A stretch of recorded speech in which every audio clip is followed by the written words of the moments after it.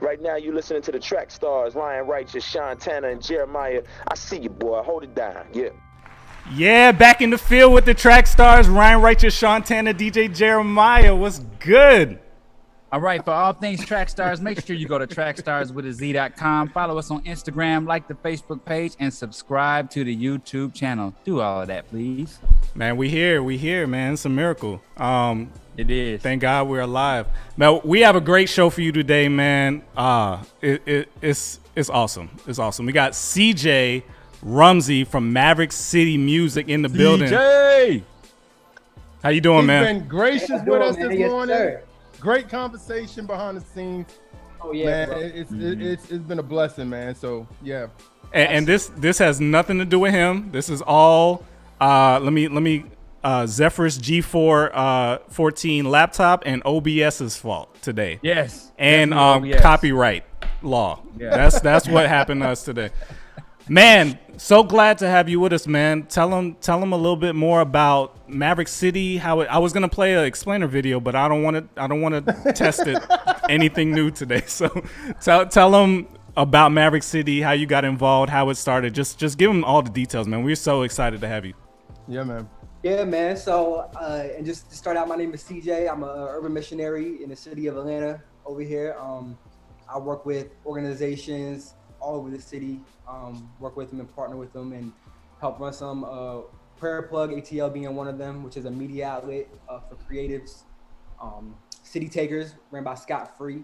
And I was telling DJ before we started, a lot of people don't know, I actually lived in Scott Free's house for 2.5 years and have the complete DNA of a city taker. And a lot of what I do now is because of that time and that season of my life.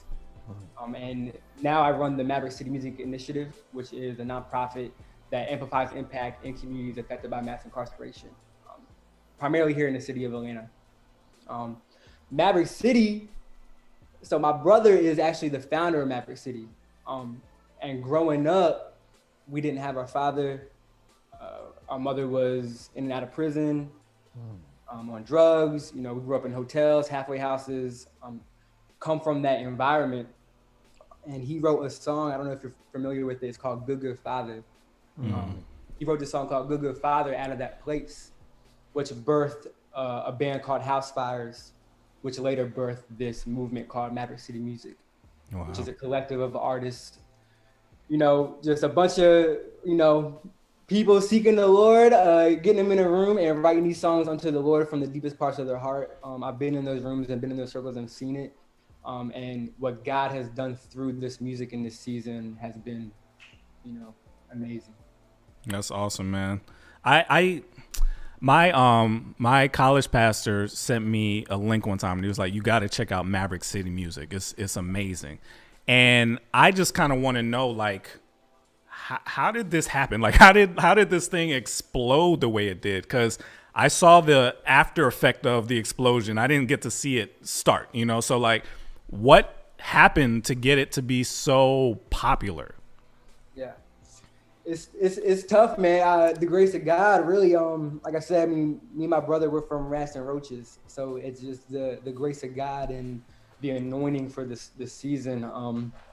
My brother wrote the song, and he would get these Airbnbs in Atlanta, and he would fly in 50, 60 artists into the city to come in and have these co-writing camps with all of these artists and put them in a room. They'd write these songs, and then at the end of the week, we would do these song shares.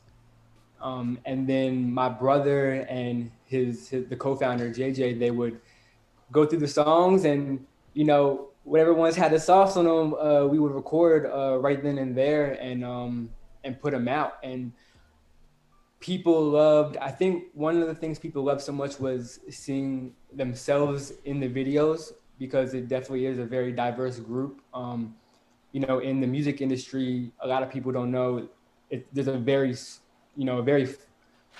thick line between gospel and CCM artists. Right. You know, which really is black and white. It's white artists and black artists, and it's really two separate groups. Like you don't have white artists winning gospel awards. You don't have gospel Black artists winning gospel award, or white artists winning gospel awards. So my brother, saw that. He wanted to make a lane for the overlooked, the marginalized, the ones that, pastors were overlooking. Because a lot of these guys in Maverick, they were just worship leaders at their church. They were just worship leaders who were getting overlooked and didn't have a platform. And my brother wanted to change that and shake that up. So he created these camps and put them out. And then, in 2020, COVID happened.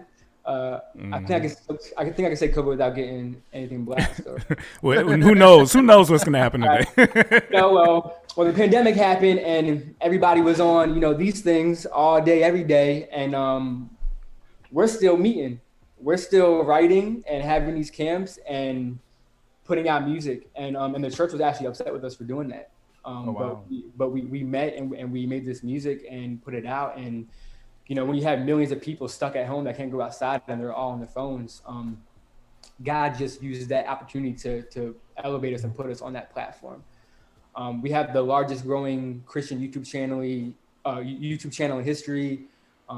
We won a Grammy this year. We just in this past month, we've been on Rolling Stone, The View, Today Show, Breakfast Club, Tiny Desk. So God is definitely using this season to elevate not just the music, but the heart and the message of just people crying out to God. CJ, hey man, talk about like you saying that, prison, and talked about the prison situation. Talk about the project, which you guys did with Kirk in the prison and how that come along and your heart for prison ministry. Woo. Man, so there's a lot of red tape here. You know what? I got to drink some water for that one, my boy.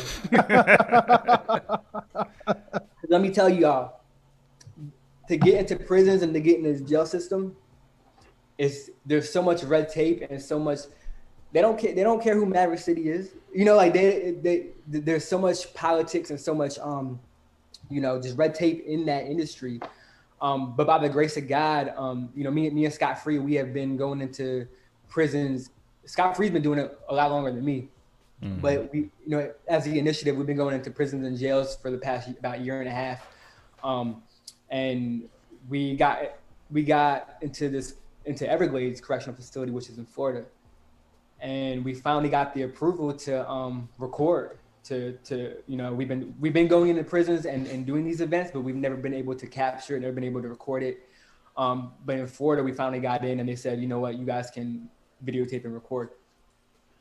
So we actually ended up bringing in 60 guys, 60 staff members from our team into this prison, which is also unheard of. Like usually it's like 10, 20.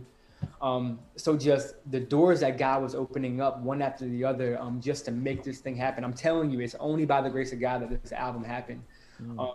Because everything we were asking, all the higher ups were saying us, no, but somehow God made a way and then the doors opened up. So we went in there for 6 days with Kurt Franklin, and we co-wrote all of these songs with the incarcerated men that were in there. Wow. So a majority of the songs that are on this Kingdom album were actually written by the incarcerated men during that week. The same writing camps that I was talking about a minute ago that we had in Atlanta, we brought into the prison. Same kind of style. That's co-wrote awesome, songs, shared them, and then recorded them. That's awesome, man. Jeez. Yeah, that's dope, bro. That's real cool. Yeah, we've been in some of those situations. Performed in prisons and things like that, and it's an amazing thing to see how much more. It's almost like they love God more than the people sitting out here. It's like, yeah. I mean, it's obvious reasons, I guess, but it's just to see like how hungry they are for somebody to come in and share God with them. It's heartwarming. If you've never seen it like in person, it's heartwarming to see how much like it's a genuine like interest. Even the ones that aren't Christian, it's just a genuine interest, and you guys captured that amazingly. Yeah, and what God is doing in these walls with these men. I mean, there's definitely, the word said that he's near to the brokenhearted, and you definitely can tell that there's something very special and unique when you're in a place like that. I mean, look at Paul in the word. I mean, there's something special about prison. that God that highlights throughout Scripture. Yeah. That and he moves in the prisons, and it's not about Maverick City. It's about where the Holy Spirit is residing, and he's residing in the prisons. He's residing in the homeless shelters. He's residing in the trenches, in the hood. That's where God is. He's in the church, but he's with his people that need him. And we just want to help amplify that and remind people that. Wow.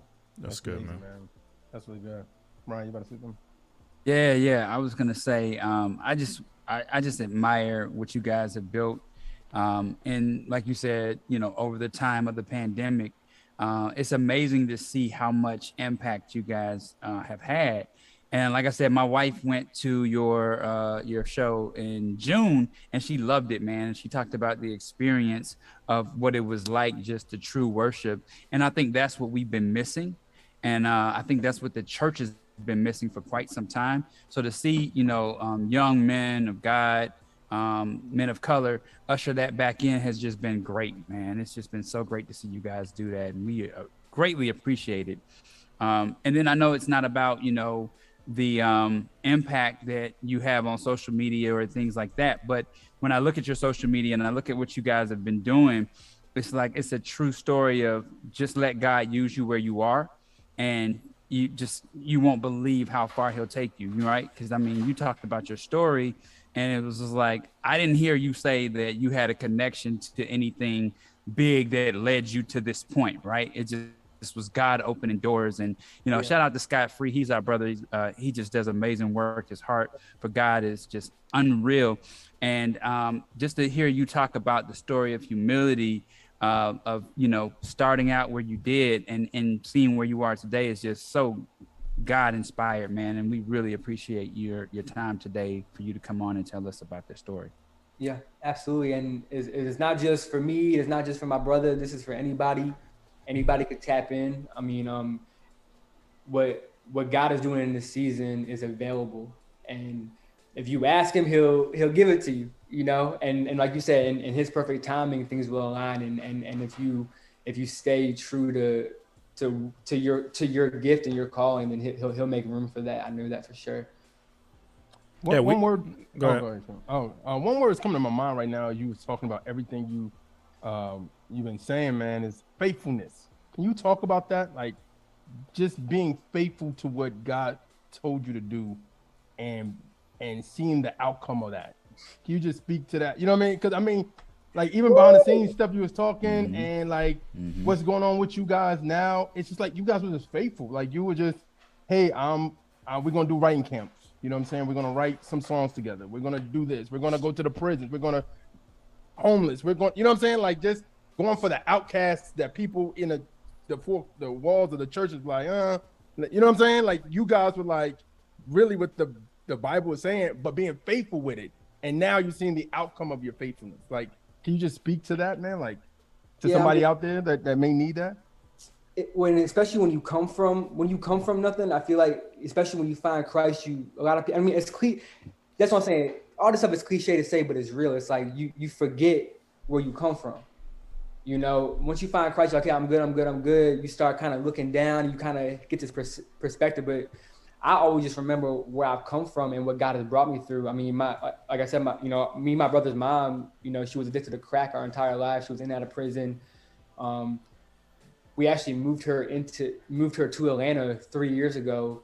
And now, she's stable. She helps lead a Bible study on Wednesday nights. Wow. She's in a gated community, flowers. And if you would have told me when I was a 10-year-old kid, hey, like, just be patient. I know I know it don't look like this right now, but when you're 30 years old, you and your mom and your brother are gonna be doing this. You're gonna be traveling the nation. And I would have been like, wouldn't be able to comprehend it.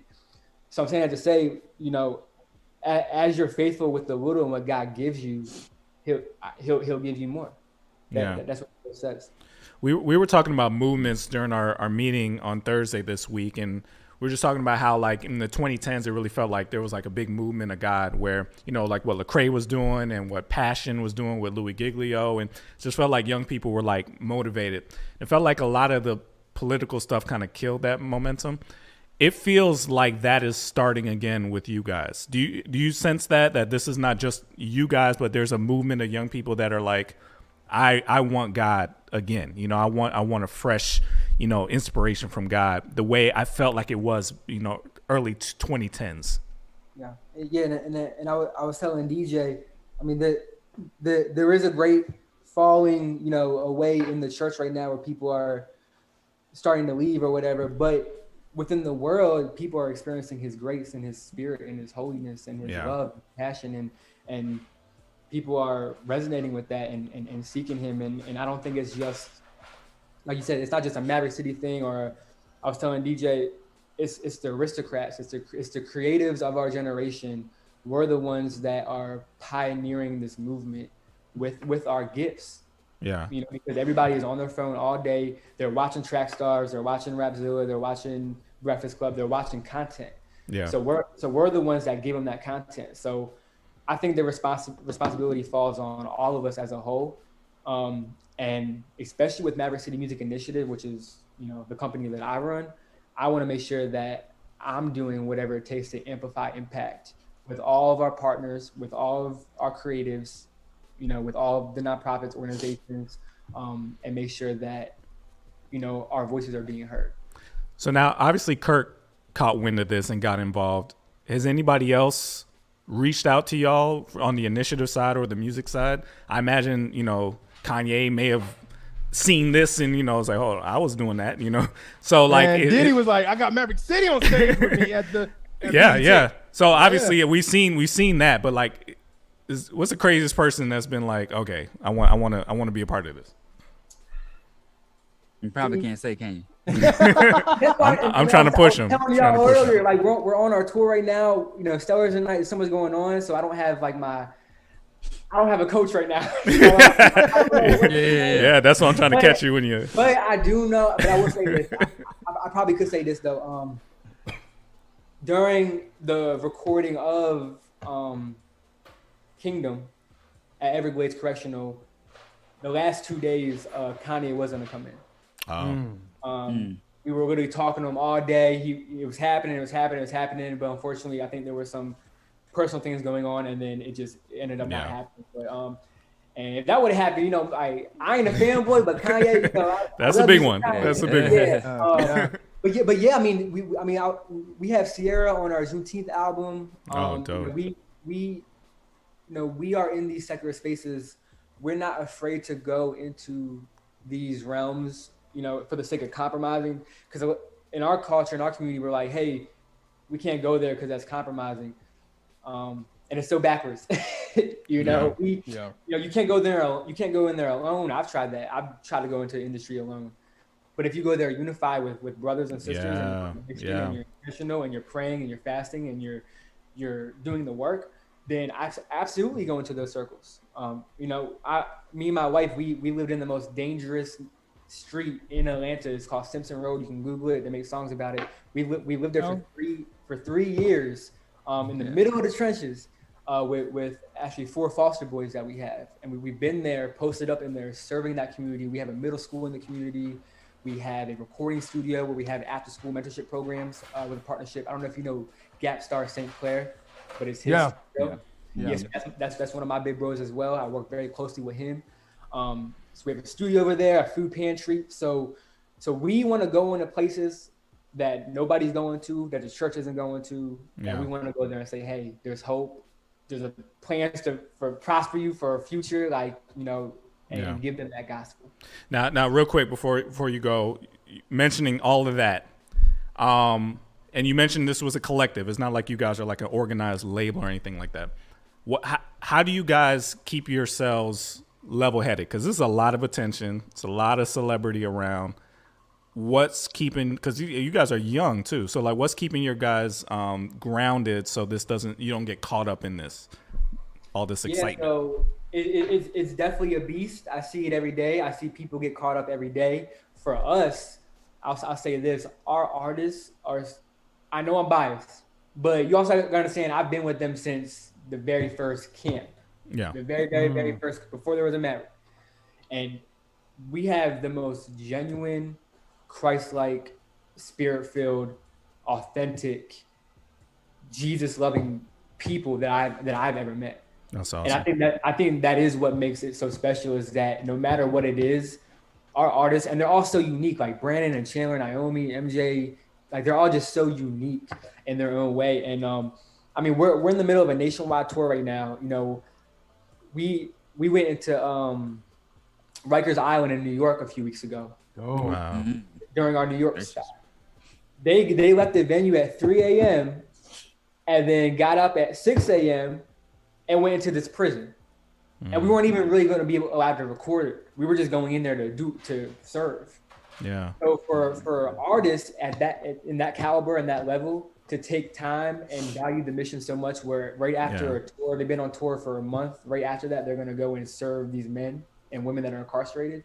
That, I think, that's what keeps you level, is our initiative, is our nonprofit, is my company, is constantly reminding our people why we're doing this. Yeah. You know, putting them in spaces and circles where they're seeing the broken, they're seeing the homeless, they're seeing the prisoners, and it reminds them why we are making this music in the first place. Man, that's so awesome. We're rooting for you, man. Like, we are so behind what y'all are doing. Yes. We thank you for coming and blessing us. So since you're nearby, we hopefully you'll be back in the studio one day. You know what I'm saying? And then we'd love to have you come through, man. Yes, it's been an honor. I love all you guys. Keep doing what you're doing, and I'll talk to you guys soon. Absolutely. Awesome, man. All right, let's get back into it. You in the field with the Trackstarz, Ryan Righteous, Sean Tanner, DJ Jeremiah. Let's go.